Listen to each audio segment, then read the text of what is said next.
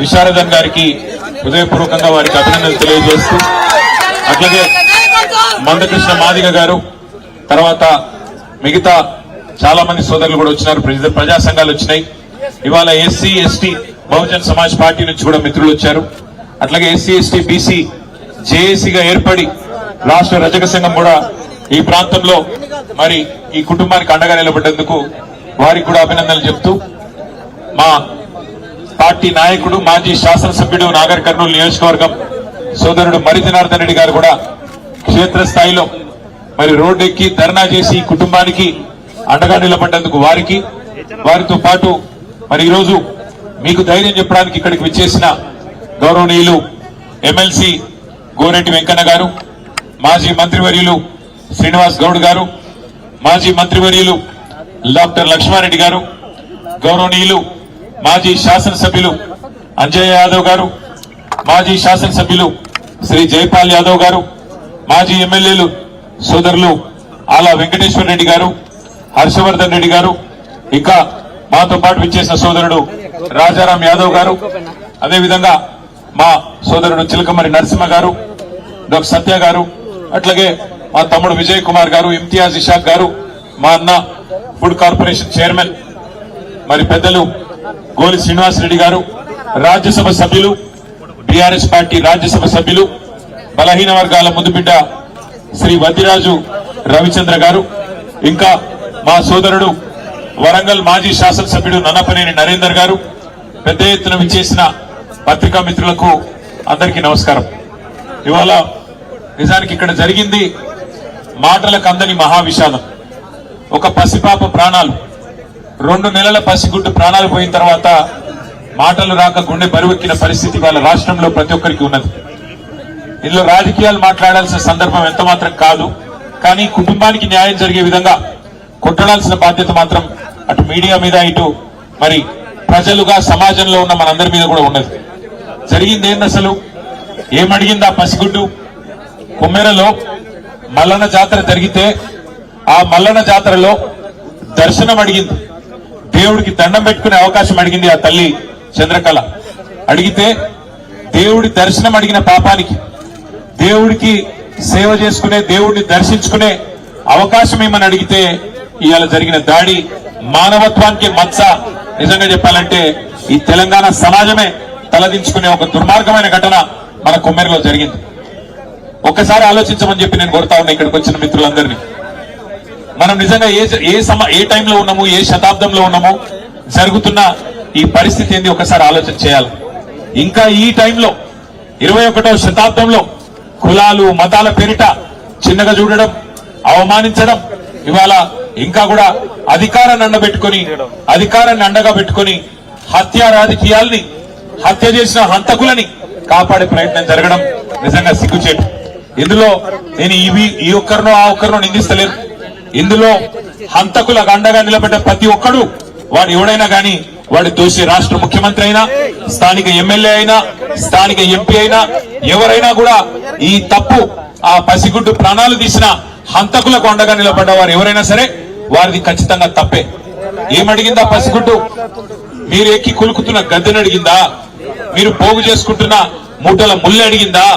అడిగింది మల్లన్న దర్శనం.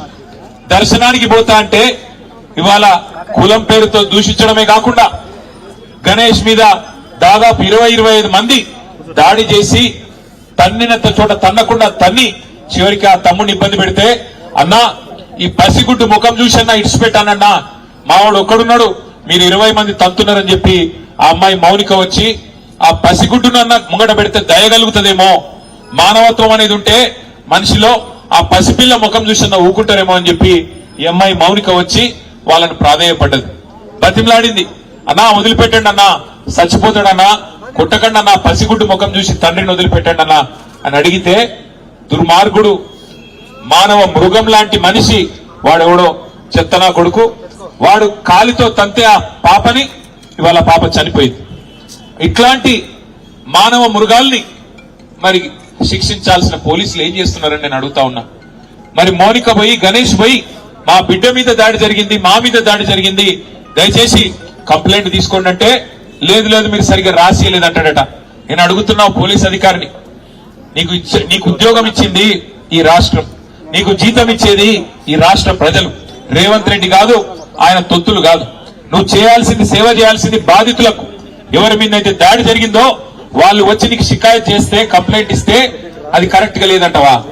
సుమోటోగా తీసుకోవాలి. నువ్వు తప్పు జరిగితే సుమోటో తీసుకోవాలి. సుమోటో అంటే నియంచట నీవే స్వచ్ఛందంగా తీసుకోవాలి. వాళ్ళు షికాయత్ చేసే అవకాశం కూడా ఇవ్వద్దు. కానీ నువ్వేం చేసినావు? ఇవాళ బాధితులు వచ్చి నీ తరపు నీకు ఫిర్యాదు చేస్తే సిగ్గు లేకుండా అధికార పార్టీ నాయకులకు ఫోన్ చేసి, అయ్యా మీ మీద కంప్లైంట్ వచ్చింది, మీరు వచ్చి కౌంటర్ కంప్లైంట్ ఇవ్వండి అని చెప్పి నువ్వే వాళ్ళను ప్రేరేపించి సిగ్గు లేకుండా చేస్తున్న, వేసుకున్న యూనిఫామ్ కి విలువ లేకుండా, చేస్తున్న ఉద్యోగానికి విలువ లేకుండా, పోలీసు అనే ఒక గౌరవం కూడా కోల్పోయే విధంగా ఇవాళ మీరు వాళ్ళని కాపాడే ప్రయత్నం చేస్తున్నారు. ఆ పాప చనిపోతే పెట్టాల్సిన కేసు ఏంటి? హత్య కేసు కాదా? ఆ 8 మంది వాళ్ళైతే దాడి చేసిండ్రో వాళ్ళని జైల్లో పెట్టొద్దా? సిగ్గుందా ఈ నాగర్ కర్నూలు పోలీస్ యంత్రాంగానికి? నేను అడుగుతా ఉన్నా. ఇవాళ రోడ్డెక్కి ఆ తల్లి బిడ్డ చనిపోయి ఇంకా 3 రోజులు కాలే. ఆ తల్లి ఇవాళ ఆ బిడ్డకు పాలియాల్సిన టైంలో ఇక్కడ కన్నీళ్లతో రోడ్డెక్కి చౌరస్తాలో అంబేద్కర్ సాక్షిగా కూర్చుంటే ఈ స్థానిక యంత్రాంగం, జిల్లా యంత్రాంగం ఆ బిడ్డతో పాటు రాజ్యాంగాన్ని కూడా ఖననం చేసిన మాట వాస్తవం కాదా? డాక్టర్ బాబాసాహెబ్ అంబేద్కర్ విగ్రహం సాక్షిగా ఇలా తల్లి అడుగుతున్నది ఏంది? న్యాయం కాదా? ఏం అడుగుతున్నదా ఆమె? అన్నా, నేను అడిగిన ఆ అమ్మాయికి చెప్పిన చంద్రకళ గారికి, అమ్మా నీ కొడుకుకు, నీ కుటుంబానికి నేను అండగా ఉంటా, ఓ 10 లక్షల రూపాయలు పెట్టి ఇల్లు కట్టిస్తా అంటే ఆ చంద్రకళ ఏమన్నదో తెలుసా నాతో? అన్న అది తర్వాత సంగతి అన్నా, మీరు ముందు వాళ్ళకి శిక్ష పడేటట్టు చేయండి, మీరు అసెంబ్లీలో మాట్లాడండి, మీరు మొత్తం రాష్ట్రం దృష్టికి తీసుకొని పోండి, మాకు సాయం చేసేది మీరు తర్వాత చేయండి, పర్వాలేదు, కానీ ముందు ఆ తల్లి, బిడ్డలు కోల్పోయిన తల్లి, బిడ్డని కోల్పోయిన ఆ తండ్రి, వారి ఆవేదనకు మీరు న్యాయం చేయండి అని మాత్రమే చంద్రకళ వాళ్ళ నాయనమ్మ కోరుతున్నది. ఇంతకు మించి ఏం అడగాల? వాళ్ళు ఏం తప్పు చేసింది ఆ పిల్ల? అయినా నాకు తెలియక అడుగుతా, 2 ఏళ్ల పసిగుడ్డుకు కులం తెలుసా? 2 ఏళ్ల పసిగుడ్డు, 2 నెలల పసిగుడ్డుకు మతం తెలుసా? 2 నెలల పసిగుడ్డుకు అధికారం తెలుసా? ఏం తెలుసు? మనం పుట్టించిన కథ కులం. మనిషి పుట్టినాక 5 నిమిషాలకు పుట్టేది కులం, మనిషి పుట్టినాక 5 నిమిషాలకు పుట్టేది మతం.